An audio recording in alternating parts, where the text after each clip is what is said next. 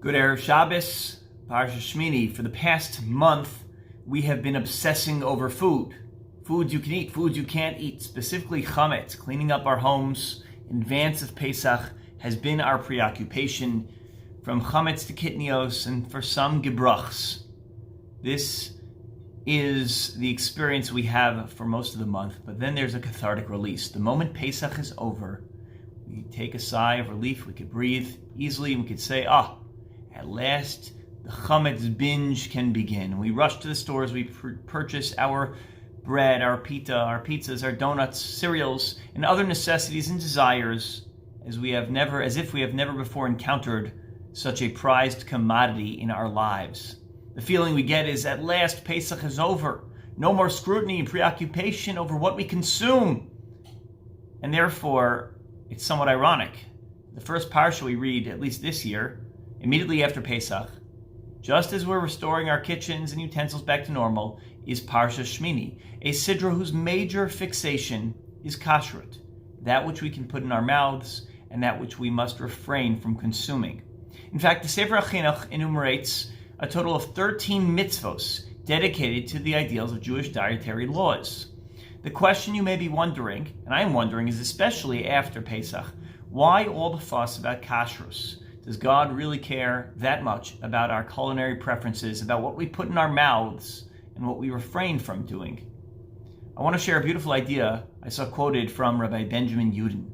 The Sefer HaChinuch in Parshas Mishpatim, in the context of not eating meat of a treifa animal, provides a meaningful and profound insight into the commandment of keeping kosher. The Chinuch writes, Misharshe mitzvah zu, that the root of this mitzvah, Lefisha aguf kli lenefesh, uvo ta'aseh pulasa, the body is the instrument of the soul, and through the body, the spirit carries out its activity. Bezulato lo tishalem malachta la'olam, without it, you cannot complete the designed purpose of our function. V'alkein ba betzila v'lo ra'ata be'emet ki akel lo yaria aval yetiv l'kol. God intends the best for us with our bodies, and therefore he wants us to use our bodies to accomplish spiritual ideals. And he compares the body to a pair of tongs in the hand of a blacksmith or another toolmaker. With the tongs, the craftsman has the ability to produce a tool which is fit for its intended purpose. But if the tongs are strong, if they're shaped in such a manner that the tool, that the craftsman is able to grasp in them properly, then the tools that can be built are efficient and are proper. If the tongs are not good, if they're not constructed properly, if they're rickety, if they're shaky, if the screw loose, then the tool never comes out properly.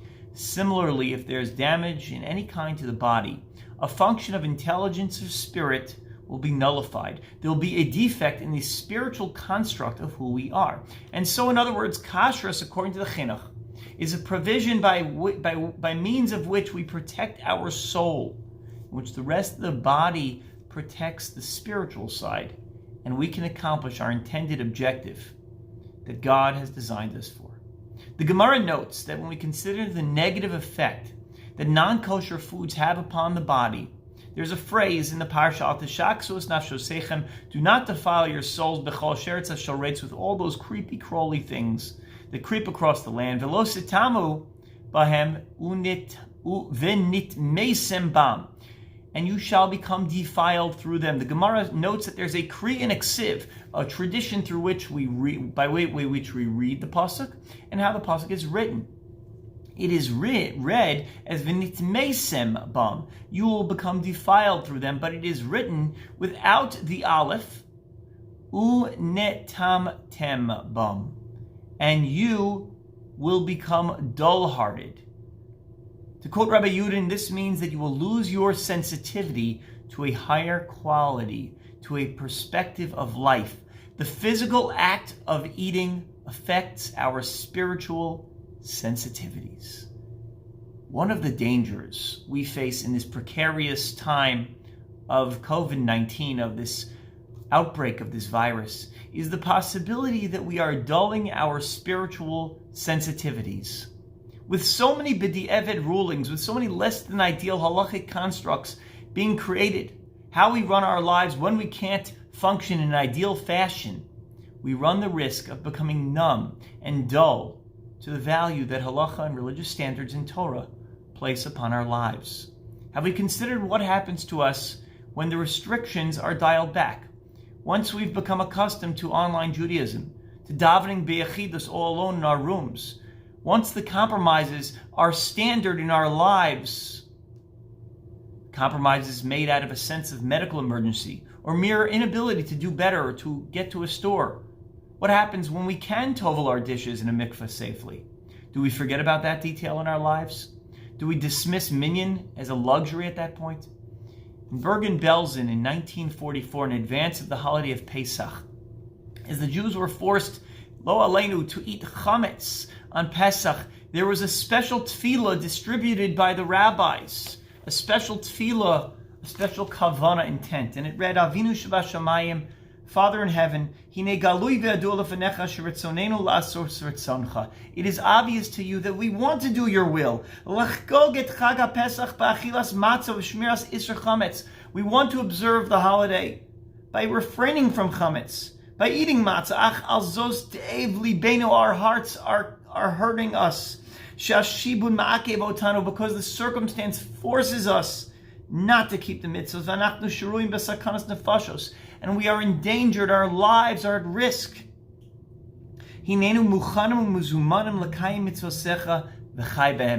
are hereby prepared to fulfill your mitzvos of v'chai behem, and we will live by your mitzvos, to live through the mitzvos, v'lo yamus behen, and not that we should die through the observance of the mitzvos, as the Chazal darshan.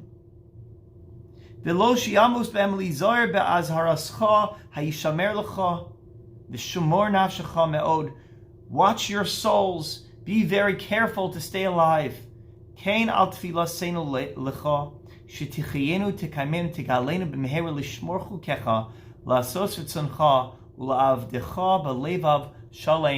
Amen. May it be where your will, God, that you sustain us speedily and redeem us, that we observe your commandments, do your will, and that we serve you wholeheartedly. Amen. Whoever composed that special, incredible prayer understood the risk we run when we are forced into less than optimal circumstances. They appreciate that our actions impact our soul, and that our ability to take on intended shape that Hashem has designed for us is very delicate.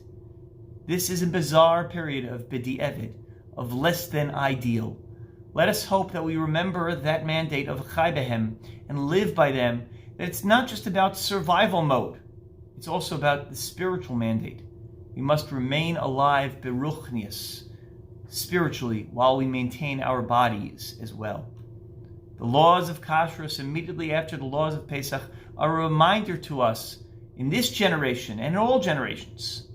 The way in which we care for our bodies may change from season to season. It may be different between Pesach and the year, and it may be different on Shabbos and during the rest of the week, and it may be different during an outbreak, a pandemic, and when it's not a pandemic. But we must do what we can to keep true to the form of Tselem Elokim, the image of God, so that we continue to be true servants to the Almighty at all times. Shabbat Shalom.